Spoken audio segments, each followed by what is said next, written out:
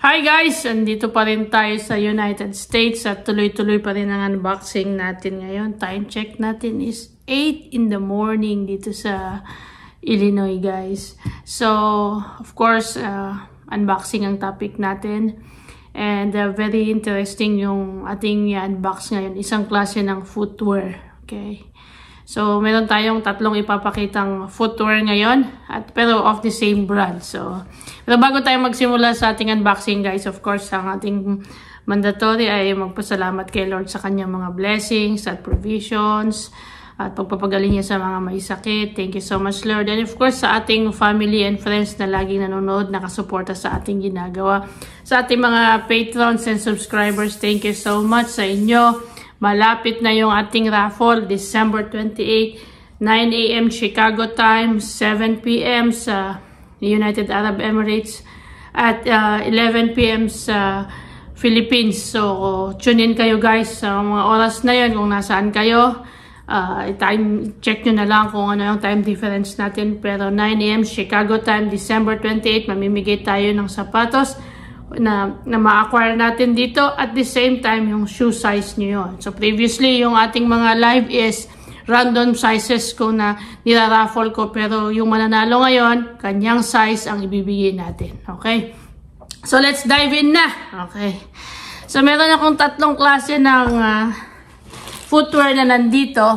Okay, unahin natin yung pinaka-classic na footwear nila. Okay, ito. Kilala nyo ba tong footwear na to? Okay.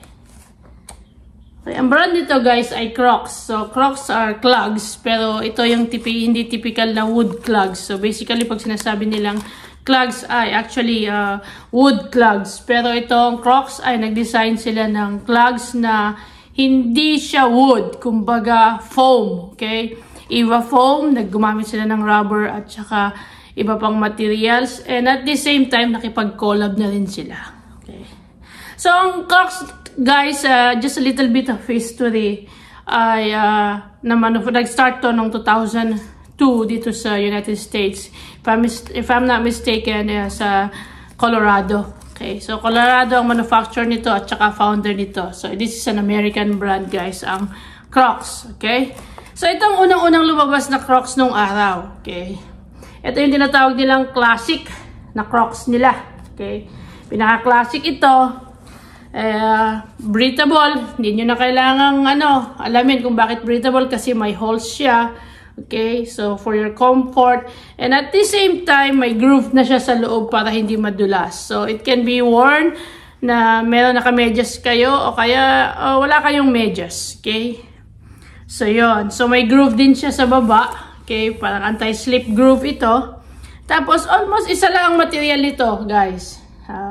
Foam lang siya. Pero right now, katulad ng ibang manufacturer ng mga footwear, guys, gumagamit na rin sila ng 25% na recyclable material sa kanilang mga sapatos in quest of recycling. Kasi nasa batas na yun na kailangan nag-recycle na tayo. Okay? So, yun. Ito ang unang sapatos, guys. Yung mga kaibigan ko, maraming mga clogs, mga Crocs, okay? And at the same time, minsan naglalagay sila ng Jibbitz. Okay, so ako din naglalagay ako ng Jibbitz. So siguro entire time na nangongolekta ako ng mga footwear, ng mga sapatos, meron akong tatlong Crocs. Okay? So yung isa yung rainbow color na ginagamit ko sa fishing. Tapos, yung isa naman ay yung off-court. Okay, which is papakitaan ko kayo ng klase ng off-court clogs mamaya na Crocs. Tapos, yung isa ay pinakagusto ko ngayon kasi gift sa akin. Okay, so ipapakita ko sa inyo lahat. So, itong kauna-unahan guys. So, very classic lang siya. Itong pinaka-classic na Crocs na lumabas sa market. Kadalasan ito yung mga unang-unang lumabas nung araw. So, wala tayong masyadong i-discuss sa kanya kasi isa lang yung material niya. Okay? Foam lang ang material niya. And of course, meron siya ditong, tawag dito ay para masandal mo kung gusto mo. Okay? Pwede mo ilagay ito sa heel mo. Tapos pwede naman nakaganito ang gamit niya. Yan. Okay? Yan. So, ang kulay nito, of course, nakikita nyo, gray. Okay? Dark gray siya. So, this is a classic clogs guys ng Crocs. Okay. Ang next naman guys ay yung off-court. Okay. Off-court, medyo mas may dating ito kaysa sa classic. Tanggalin natin yung kanyang yan. So, mga bago pa to guys. Okay. Ito naman yung off-court na clogs guys ng Crocs. Okay. So, makikita nyo, may dalawang material naman na ginamit dito, maliban sa foam. Okay, meron siyang rubber, tsaka may red na pin strip siya dito. Yan. Yan, red pin strip. Okay, as a design. Tapos may nakalagay na Crocs dito sa heel niya. So, nakadikit lang ito. Tapos, katulad ng sinabi ko kanina, meron siya nitong parang saddle para pag ilalagay nyo dito sa heel nyo o kaya naman dito sa bandang quarter ng Crocs nyo. Okay, so mas makapal ito guys. Mas mabigat ito compared dun sa classic na Crocs na pinakita ko kanina na gray. Tapos, meron din siyang lagay ng G-bits dito. Mas maraming holes yung classic compared dito. Okay.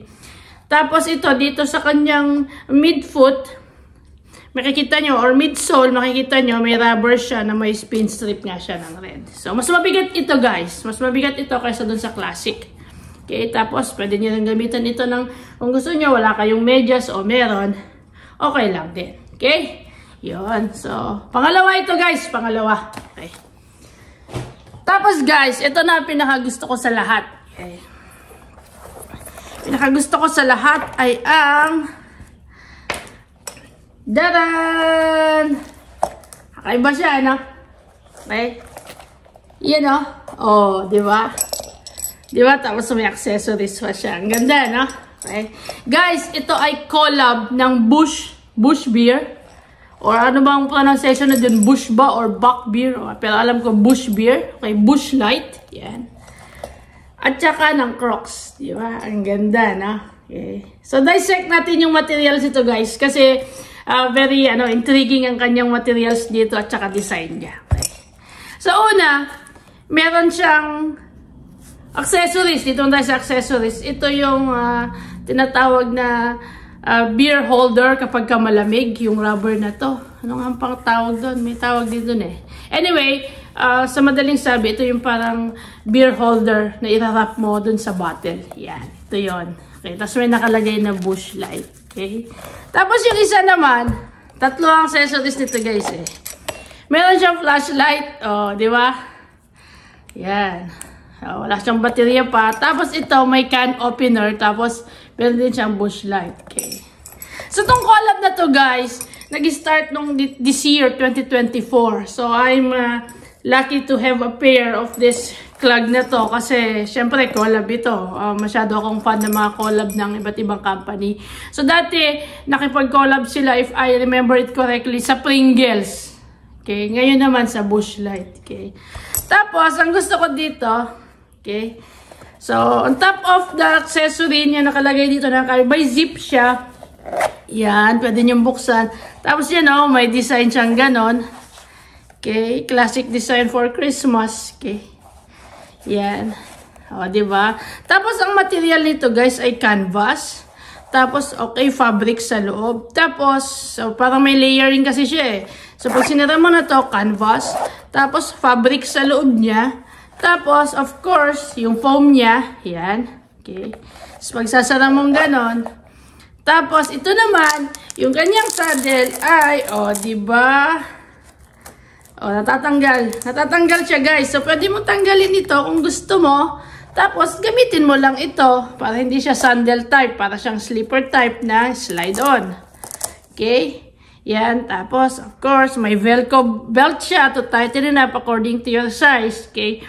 Tapos, may saddle siya. Nakasulat ay Crocs. Okay. Gusto ko to guys kasi ang favorite color ko is blue. So, na-happy talaga ako dito. Tapos, may nakasulat pa. Smooth. Sabi niya, smooth.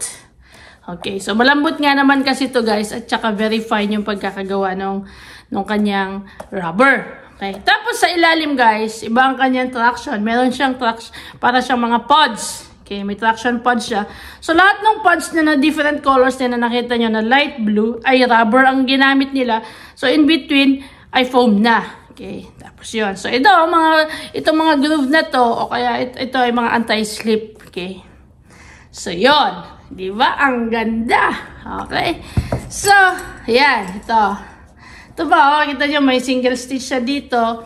Dito sa banda dito, meron siyang reinforcement sa banda dito. Ang ginamit na rin nila ay fabric. Same material nitong nasa taas. Pinaka-bump niya. Okay. Di ba? Ang ganda. Okay. Di ba, guys? Ang ganda nito. Itong collab na to. So, habang naglalakad ka, guys, may kasama ka ng can opener at saka flashlight, saka yung beer holder na yon na foamy para hindi malamigan. Okay, di ba? So, habang naglalakad ka, may tumutunog na gano'n. So, pwede mo naman tanggalin to, guys, kasi parang okay naman na, no? Pero pwede mo siguro lagay sa bulsa mo. Tapos, magdala ka na rin ng beer kung gusto mo. Okay? So, magkano to? Itong mga Crocs na to. So, actually, hindi ko masyadong na-check yung price nito kasi gift sa akin to, guys. So, nakakaya naman sabihin na, yung gift sa akin, ganito pala yung presyo, di ba? Okay. So, minsan, pero bigyan ko kayo ng estimate. Mga Crocs, minsan, nasa mga $60, $80 up to $100, depende sa klase. Tapos, pag nagsisale yan, makakakuha ka ng mga $30 plus tax, ganyan. Sa Dubai, ganun din halos ang presyo. Okay. So, minsan may mahal din na mga Crocs. Siguro, hindi ko alam. Collab ito eh. Kaya, hindi ko alam kung magkano nabili ito. Kasi, minsan yung mga collab na nabibili natin eh, may kamahalan katulad ng Y3. Diba? Na Adidas Y3. Okay. So, guys, ito ang ating tatlong in-unbox ngayon na kinakatuwaan ko talaga. Kasi, napakadali lang i-explain. Okay. Meron tayong off-court. Okay, tapos yung Bush Light collab. Tsaka at the same time, meron tayo yung pinaka-classic na Crocs. So, nakita niyo yung tatlong klase ng Crocs ng type na ginagawa ng Crocs, no? From classic, from off-court, at saka yung collab nila. Yan! So guys, bili na kayo, ha?